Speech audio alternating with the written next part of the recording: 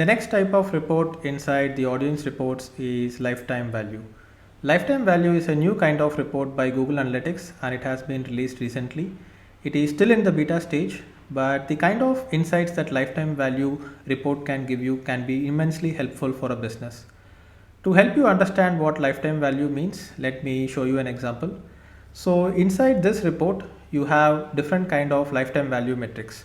You have revenue per user, you have goal completions, page views, session duration, sessions per user and transactions per user. To track revenue and transactions, we have to set up e-commerce tracking, which I have not set up yet. So in this example, let's just look at page views per user. So what we are basically looking at is that there are certain kinds of sources which might be having a higher lifetime value in terms of page views, and there might be certain sources which is not giving us a good value. So if you are acquiring users from different sources, you don't want the users to come and leave immediately. You want users who are going to stick around for a long time. So lifetime value report is going to give you information on how long the users are sticking around. So here you can see from day 0 to day 87. So usually lifetime value reports are for a maximum of 90 days. So in this case, let me just select 31 days in March. And what we are going to have a look at here is that we will go ahead and look at different sources of traffic and see which sources of traffic is giving us users who are going to stick around for a long time and who are going to come back to our site. So in terms of page views, we need users who are coming back to our site. So let's say I'm having 100 new users today and I'm having 100 new users tomorrow. So these are new users. So instead of just having 100 page views today and 100 page views tomorrow, assuming that each user just visits one page view, we might want the 100 users who came today to visit more pages tomorrow as well. So this is a cumulative effect. So that's why you can see the graph which always goes from low to high. And if more people are coming back to our site continuously, and if more people are coming back from certain sources, we might need to focus more on those sources. So what I will do is that I will go ahead and click on acquisition source, which is going to give us more granular data. And let me select learndigitalmarketing.com, facebook.com and Google. So what I'm assuming is that people who visit from Google search are not going to stick around for a long time, because they are going to search for something, they are going to visit my site and then they are going to leave. They are not going to come back to the site. People who are my followers on Facebook, people who are coming from my Facebook group or my Facebook page are definitely going to have a little bit more stickiness factor compared to Google. And people who are coming from learndigitalmarketing.com, where they sign up for my newsletter and my free digital marketing course, they are going to have much more stickiness. So once I select these sources and click on plot rows, so here you can see that our hypothesis is confirmed.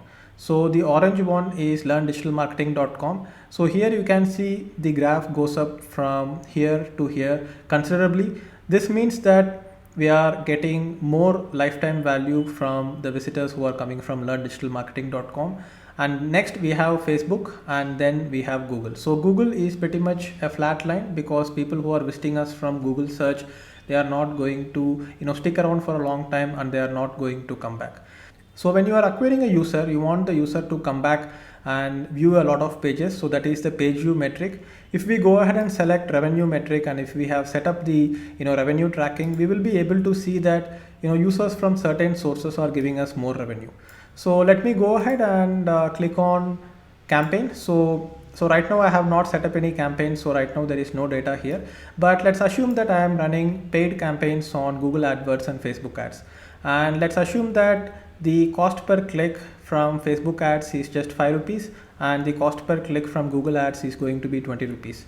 But what this particular metric might help us discover is that the people coming from Google, even though I am paying 20 rupees per click, might be giving us a lifetime revenue of 1000 rupees, and the people coming from Facebook, they might be giving us a revenue of only 200 rupees.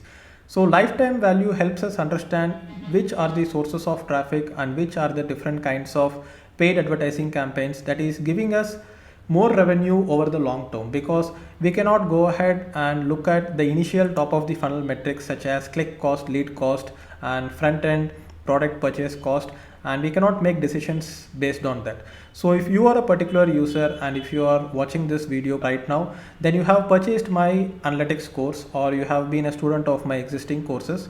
I will be able to discover what is the lifetime revenue that you have given to my business. If the lifetime revenue is in the range of 3000 to 5000 rupees, which is the usual lifetime revenue that I get, then I can go ahead and look at where did I acquire this particular user from. So Google Analytics kind of gives you a cumulative report of the users from different campaigns and what is the kind of revenue that they are giving.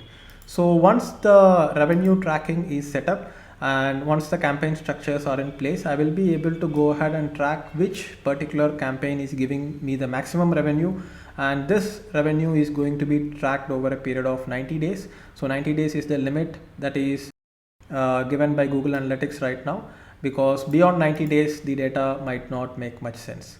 So lifetime value is a relatively new feature and there is a lot to be done in this particular section. There are books which have been written on lifetime value. You can go ahead and search on Amazon about lifetime value of customers.